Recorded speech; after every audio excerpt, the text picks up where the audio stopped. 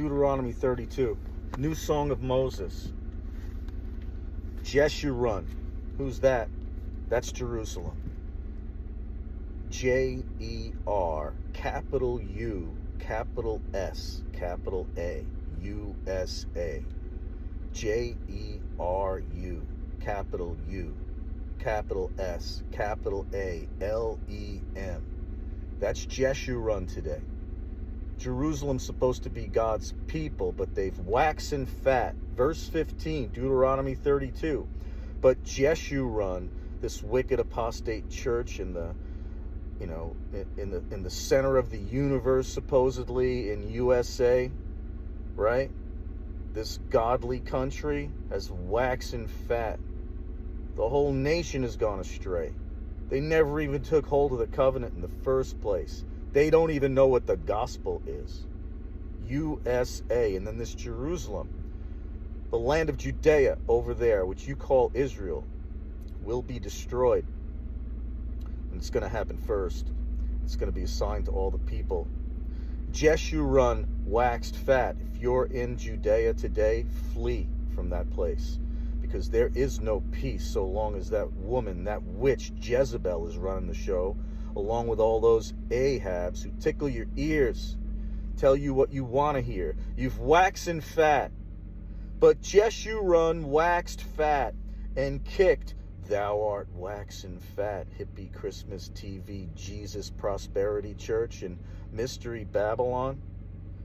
And this Torah movement feasting in a profane land with a perverted calendar, filling your own bellies and not looking for the lost sheep of the house of Israel. You envy Judah, so spiritually you behave just like Judah did when they pierced their Messiah.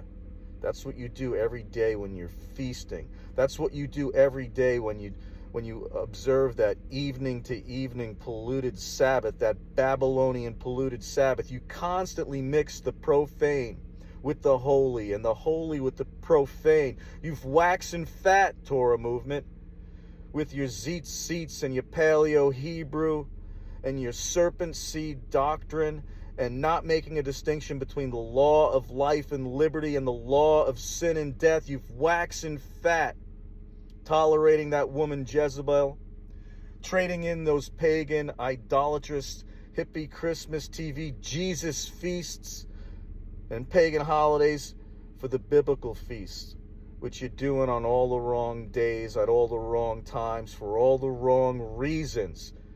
Pick up your staff of authority, keep the 10 Commandments, eat clean, and fulfill the royal law.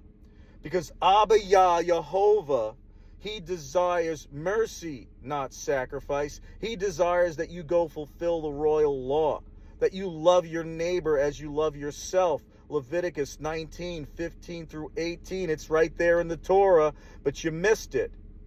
And now you're doing the feasts. Full-blown apostate Torah movement has waxen fat. Jeshurun waxed fat and kicked. Thou art waxen fat. Thou art grown thick. Thou art covered with fatness. Then he forsook God which made him, and lightly esteemed the rock of his salvation. You're lightly esteeming Yeshua, Christian church. You don't even know who he is. You don't even know who the messenger of the covenant is. You don't even know who that prophet is, who Moses said would come, that Peter affirmed in Acts chapter 3. You've lightly esteemed the rock of his salvation, Yeshua. You've provoked him to jealousy with strange, small g, hippie Christmas TV Jesus gods.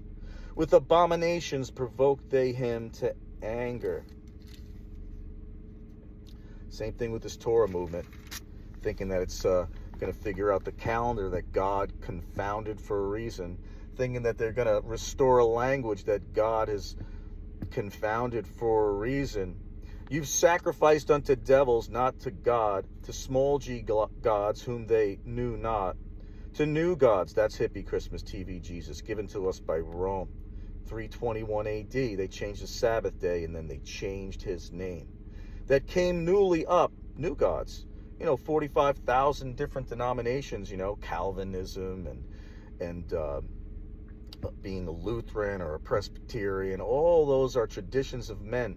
We've made the commandment of God of none effect by our own traditions. That's what everything you do in Mystery Babylon is, especially going to church on Sun God Day, especially observing things like Christmas and Easter. And this Torah movement, we're so angry with them because they received the truth, and then rather than go look for the lost sheep of the house of Israel, rather than put themselves out there to warn the people, they're just filling their bellies with feasts and with knowledge, puffing themselves up, and they're not loving their neighbor, which means to rebuke your neighbor and to risk being ostracized, hated, marginalized, thrown in prison, even unalived. That's what needs to be done for the gospel's sake. Why won't you step into that calling, Torah movement? Why don't you join us at straightasthegate.net?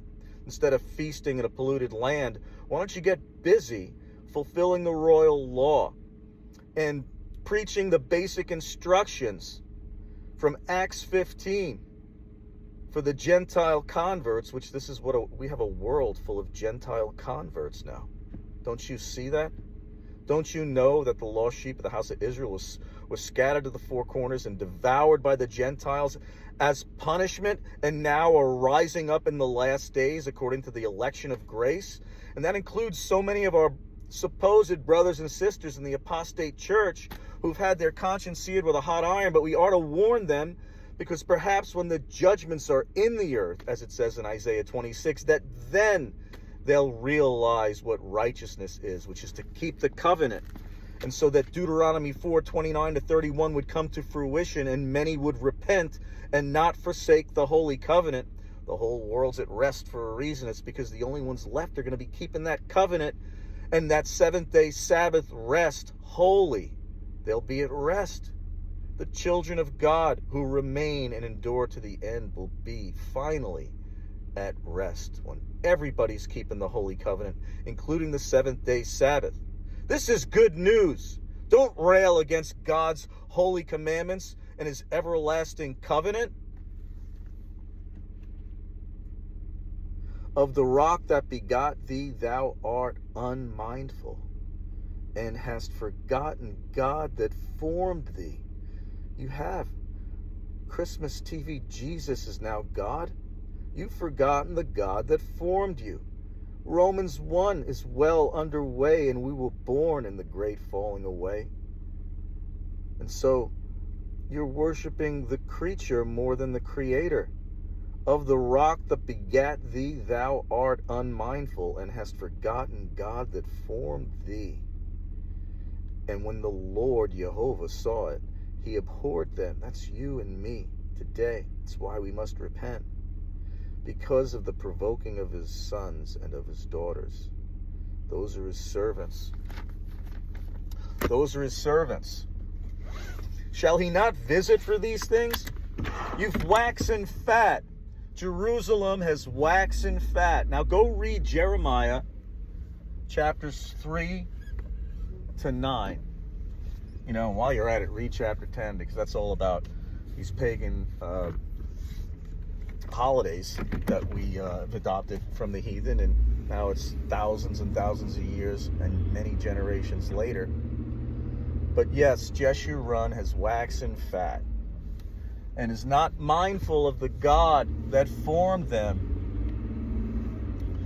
And so it says in Jeremiah 5, towards the end of that chapter, it's got that phrase waxen fat in it.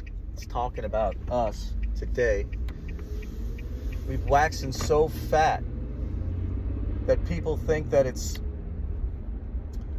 vain to serve God, as it says in the book of Malachi.